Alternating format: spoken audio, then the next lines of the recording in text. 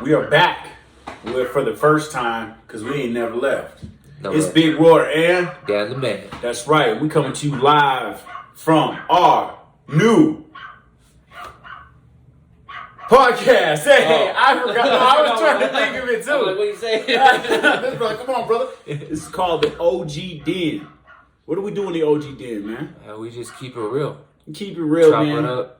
We be ourselves. Talk about life. We come from the great grand land of Ogden, OGDEN, but we are OGs in the game, and we are lions, so we are from the den, right? OG Den. I know it's clever, trademarked and not to be used by anybody else. You know what I mean? You get it. But yeah, man. So I mean, let's talk about it, man. What's new with you, man? Fucking life, bro. It just seems like it never stops. Throwing punches, counter punches, haymakers. Karate kicks. Yeah. Them kicks are fun when you were expecting a punch. Ain't fun at all. Roundhouse couple. It ain't fun at all. You know, we all struggling. I feel like, you know, people forget that we are all struggling, right? Yeah. And so, like, now that all this other stuff is coming into play, like, I feel like a lot of the times, like, we've been training for this the whole time we was in and out of jail in our drug life. Yeah. We done trained for this. Come on, get you a seat. Yeah, man, we done trained for this. I feel like a lot of people. It's kind of odd to me. This is what's odd to me. So, the whole mask thing, right? Yeah. In my mind, I relay it to. I understand the theology behind it. I understand why it's happening. This is only in my mind of what I'm thinking. Have you ever seen that movie District 11 or District 9? It's the alien movie. Yeah. I've seen bits and pieces of it. So it just reminds me of like, okay, mask or no mask, black or white, right? Yeah. So now if I don't wear a mask and you're wearing a mask, then I'm, people look at you crazy, or vice versa. Like, why don't push your propaganda on me? Yeah. It's like really dividing. I feel like, like our country. Yeah. Oh, for sure. It for sure is. And at the end of the day, like we don't need to be divided any more than we already are divided. And that's crazy you say that because I was watching the news yesterday. Not one in particular, kind of going back and forth, and it's crazy. If you watch the news, the two major ones are obviously like Fox and CNN. Mm-hmm. You listen to Fox or you watch Fox, it's not news. It's just not propaganda, but it's just beating on the other side and beating on the other side, beating on the other side. You put on CNN, same thing. You don't get any information. You get little bits and pieces of the stories and what's happening in our country, but then they throw their own twists and turns on it to throw shade at the other side. And I just, it like you said, like it's trickling down to everyday people that, live in this country, and everyone's divided. Everybody has an opinion, which is fine. Everyone's entitled to an opinion, but it's like our opinions now more than ever don't really matter, but also have bigger impacts. You know what I'm saying? I absolutely agree, man. Okay, so this is the part of the show right here where it's called The Tale of the Tape. No, that ain't it. Well, I had it in my mind just a second ago, but basically, The Tale of the Time. Yeah, Tale of the Time. Yes. Okay, so me and him both done some time, right? Yeah. And I feel like in this world, people have a disconnect on for a lifestyle that we've lived. Just the same as I have a lifestyle for an individual that, may have a spoon fed to them their whole entire life. And I think that their problems are small compared to, vice versa. And like something that may be small to me might be huge to the next person. So tell of the tape, tell of the time is what it's going to TT. Get your mind out of the gutter. But, okay, I'll tell you a tell of the time. It was my, tell of the time. Sorry. Oh, I thought Did not mean to do that. I thought it was cool though. Tell of the time. It was my first stay at Lone Peak, right? Lone Brother Peak? just got there. Yeah, Lone Peak. It was Great facility at USP. Super awesome place.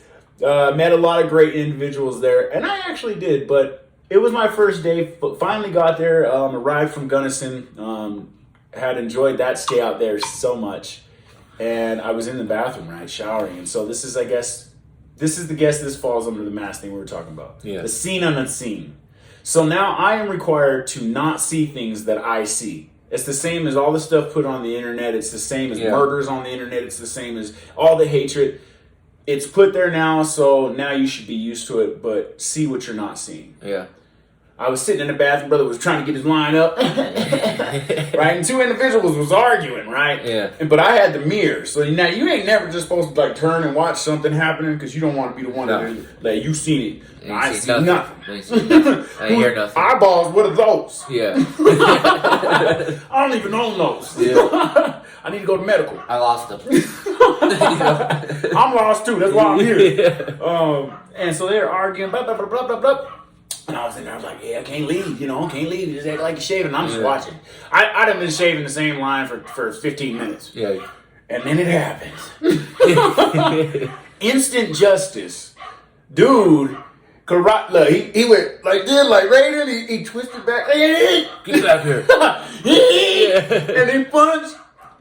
The delivery of this punch was the smoothest thing. I ain't even seen Tyson hit like this. Yeah. He hit this dude's ear so hard that the ear was like hanging down here like this. And we was in the bathroom and the ear was like this.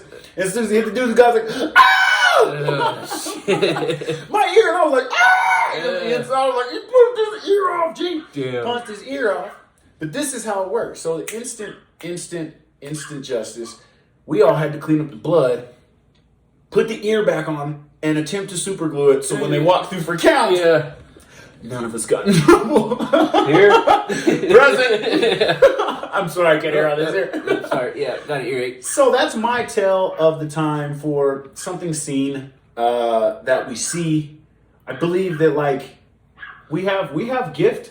We have something that people need to hear, dude. Like and we really are out here. We got so many different things and so many different movements and so many different content for people. Yeah. Like we're trying to help people. And it's hard. It is hard. You would think being positive would be so much more easy.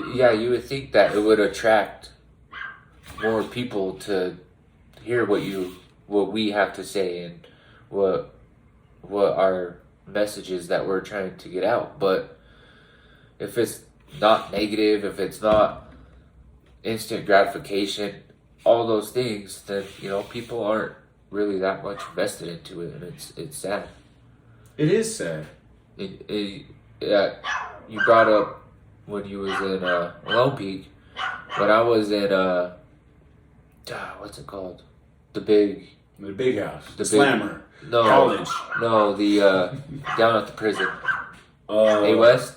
A West. The meat factory. Yes, the meat factory. Yes. Well, I got a new celly. You ain't talking about a phone either. Yeah. A cellmate.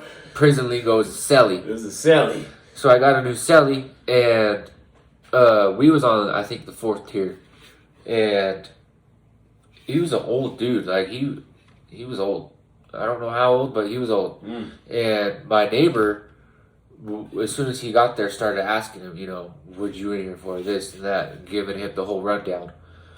Well, finally, it comes out later on that night that he's there for having sex with an underage girl. Oh, dang. So our neighbor gets a hold of it and starts to like extort this dude. And you need your food. Yeah, and since I'm his celly, in prison life, I either have to be with my celly and ride with my celly, or take a shit. Take a shit. But what'd you do? But me being the person that I am, like, I felt bad for the dude when he started to get got. Like, I legitimately feel bad for him. Like, I don't care what you're in here for, as long as you like didn't kill no children. He might have raped a child. Like, that's a sensitive and weird subject to be on. Like, but for this guy, he was old. Like, He didn't come in trying to hide anything. He didn't come in acting tough or hard. Like, you could tell he was there from doing his time. And you could see it on his face that he was remorseful for what he did. But people in that environment and in that life, they don't want excuses. They don't care about what happened or if you got set up. But anyway, I just felt bad for the dude, and it kept progressing to the point where the guy that was extorting him had him call his daughter to send $300. So that way, Dang, yeah, 3 big ones. So that way, when he got into population, he'd have his TV and this and that and whatever he needed. That's some hatefulness, man. Yeah, It is. Like, I felt bad for the dude because he would just lay there, and I finally had to tell him, like, I don't care what you did to get here, but because of what you did to get here, because you live with me, like, that reflects on me because of where we're at. So I'll just, like, play along, but not play along, like, because dude, our neighbor then told him he had to pay me rent. Yeah, doing that extra. Yeah, doing that extra stuff. So being super extra. So commissary came and he tried to give me the noodles and shit, and I just gave it right back to him because, like, I'm in no place to fucking serve justice on this dude. And exactly, and I feel like, and I'm with you on that. Like, at the end of the day, like, whatever you do, it ain't none of my business. Yeah. If I make it my business of what you do or what your thought process is on me, then I have now allowed for you to no longer play a role in my life. I have allowed you to take the lead role. Take the role. And now you driving my car around the city, dumping out the window, doing whatever you want to do. Yeah. And now I'm following behind, like, oh, I don't know what to do. Like, at the end of the day, like, I'm in prison for robbing people. I'm in prison for being a person that had to change the circumstances of life. So now the circumstances and the situation of where I live has now changed because food and a place to sleep overpowers a job and respect of other people. Yeah. Have you ever been so hungry? I just need to know. Have you ever been so hungry that you go past the garbage can and go, ooh, somebody left a sandwich in that bitch. And that sandwich good too. That wasn't a part of my rock bottom. So I can't say that I have. Well, it was part of mine. Gee, I had a little coke. But I get it though. I could feel that. You know what I mean? I've been so low before that, but I was like kind of the opposite to where I could go days without eating. Yeah. To the point where it'd be like day 3 and my body's like, motherfucker, put that shit down and just put some food into me. Please, you're gonna die. Yeah. So I could feel it. I could feel the sense of desperation. And it's there, dude. Like, Yeah. I was thinking of a peace of mind that I was gonna do, and it's called. It was gonna go. Which you can find as well. Yeah, you can find. Also on this site, we got Peace of Mind for Peace of Mind. We got Day Off for an Off Days. We got this podcast coming up. Like, literally, man, we think that. Well, I believe personally, I can't say for both of us, but I feel like both of our minds are on the same set of just like trying to educate and to recycle. Like, we're not in no studio.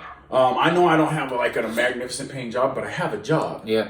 And I have a job after job, and that is to lead and to guide people into a better place. Like, if I can do this and we can do this, like, y'all can do it. Yeah. Y'all can do it. We've been through the gutter. Gutter. Yeah. We're just trying to shed some light on a topic that doesn't get that much light on it. I feel like you hear about all the negatives, you hear about all the overdoses and all the deaths. Like I told you, last year was the highest rate of overdoses Which blows my mind. ever. And the year before that and before that one, it was starting to go on a downtrend. Seen to be not seen. Yeah. Because you see it, but you don't hear about it like we heard about it when it was a problem. Yep. Now it's all this distraction stuff. Do you remember the story? Okay, so I used to get high with Daniel, right? And this is another one of them things where they say, we are a statistic, Yeah. me and this man. We are a statistic but we are an anomaly of that statistic because we are doing things without all of the stuff that you guys said that we had to have to be able to succeed. I'm not on no pills. I'm not on no classes. And I'm not saying that that's the wrong route to go. But what I am saying is it's completely possible to do that. Like, there was a time where I used to go and I used to call him to get drugs because I couldn't get them no more, right? And there was this time. Tell him about the time, dude. Well, You really... before that, we reconnected.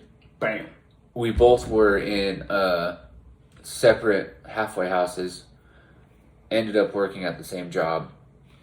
Was doing good for a few weeks, and then slowly but surely, we started to do what we would always used to do.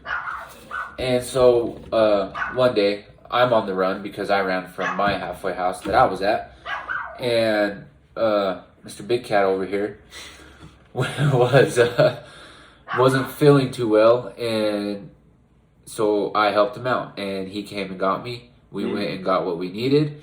I was sick as well, but that didn't matter. Yeah, it didn't matter. and Because, woo! yeah, When I left him, he went and got what I asked him to go get, and I was so a fiendish person that I was like, I'm not going to spare no expense on this individual, even though they just went and they put themselves at freedom risking experience for me. And so I allowed for him to be sick, and I took off and I didn't even drop you off. I just dropped you off in the middle of nowhere, didn't I? I can't remember. I can't remember. I hope I did. I don't think you did. But like, we come from like, and that's just like, those are some stories we can tell. Yeah. Okay, you hear stories that we can tell, and this is where people get that misconception too. So like, it's hard for me anyway, as of lately, to be trying to help individuals and then hear what they can't do. Yeah. What you just did. Yeah. And that's crazy. Like, because I can't stop because I'll be sick. I can't go to rehab today because I just need one more blah blah blah blah. And it's like, if you in that moment, like, if you're that person, like, you obviously don't think about that. You're only thinking about what you're thinking about. But I lost it. When you're in that mindset of you need your fix, you do anything you want to get it. Absolutely anything. Anything. I've stolen from my grandma, stolen from my dad, stolen from my mom, my brothers. Check. Anyone that would be stupid enough to trust me at the time, I'd steal from. Yeah.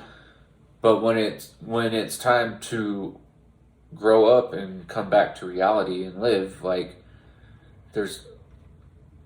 I think we've all used that excuse, like, oh, I can't do it, and it's exactly what it is. It's just an excuse. Like, I believe something has to happen to you to the point where it scares you enough to not go back to that. I know what that instance is for me, but like, it's just a lot of this addiction, of anyone's addiction, is all your mindset. If you can switch your mindset and your environment, then that's half the battle, I feel like. You betcha. And if you gotta be willing to do that too. Yeah. You gotta be willing to put in that work, because they just don't come.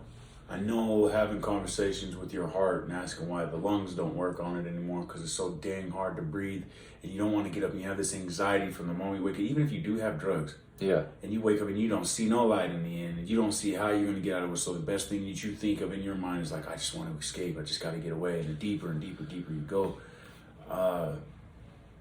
it's not a place like, so hell is so beautiful. I believe that hell became so beautiful to me. Yeah. Because that was my residence. Yeah. So I didn't know nothing outside of hell. Yeah. I'm like, this place is beautiful. Yeah. I like this here. And then, like, you get a little glimpse of heaven, and you're like, I don't deserve that. Yeah. And that's part of the trick too, I think. Yeah, because we all deserve it. It doesn't matter what your beliefs are, or where you come, what color of skin you may be. It don't matter. Like, it can grab you and it can pull you down, but at the same time, like, you can get out of it. you can get out of it. Because there was times when I thought like, damn, this is all I'm gonna be. I'll do good for 6 months and then I'll be a fuck up for a year, you know? So it can happen, but it's just your mindset, your environment, the way I used to look at it is over a 5 year span, 5 or 6 year span, I dug myself so low so easily. So it's gonna take twice as much work to get back to where you were before you started digging yourself low and past that.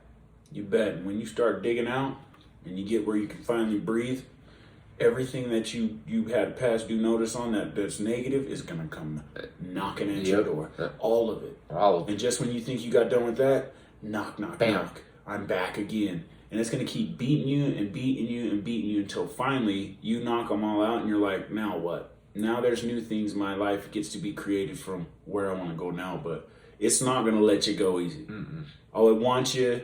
You fed into it.